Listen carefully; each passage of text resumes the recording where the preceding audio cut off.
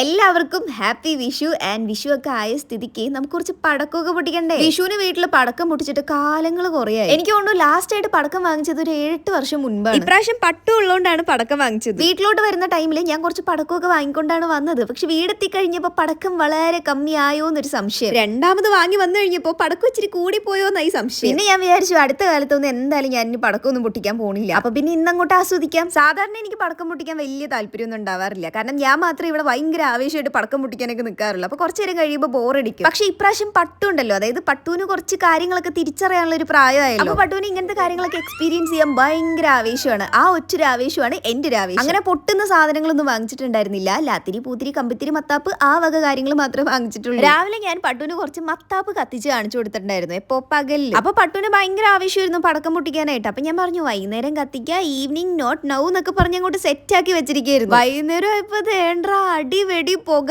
അങ്ങോട്ട് ഇല്ലാതായി പോയി. രാവിലെ ഞാൻ ആ കുഞ്ഞ് തീപ്പെട്ടി ഇങ്ങനെ കത്തിച്ച് കയ്യിലൊക്കെ ഇങ്ങനെ പിടിപ്പിച്ച് കഴിഞ്ഞപ്പോൾ ഭയങ്കരമായിട്ട് ഇഷ്ടപ്പെട്ടു. ആ ഒരു എക്സ്പെക്ടേഷനിലാണ് വൈകുന്നേരം വന്നത്. തീപ്പെട്ടിന്ന് കമ്പിത്തിരിയിലോട്ട് എത്തിക്കാനായിട്ട് പട്ടുവിനെ നല്ലപോലെ കൺവിൻസ് ചെയ്യേണ്ടി വന്നു. എന്റെ കൺവിൻസിങ് കണ്ട് പട്ടു അങ്ങോട്ട് വീണു. ഒരു നൊസ്റ്റാൾജിക്ക് വേണ്ടി പാമ്പ് ഗുളിക വാങ്ങിയതാണ്. ആവേശത്തിൽ ഞാനാണെങ്കിൽ എല്ലാം കൂടെ കൂട്ടിയിട്ട് അങ്ങോട്ട് കത്തിച്ചു. എന്റെ ആ മണവും പുകയും കാരണം പിന്നെ അത് ഞാൻ കത്തിച്ചിട്ടില്ല.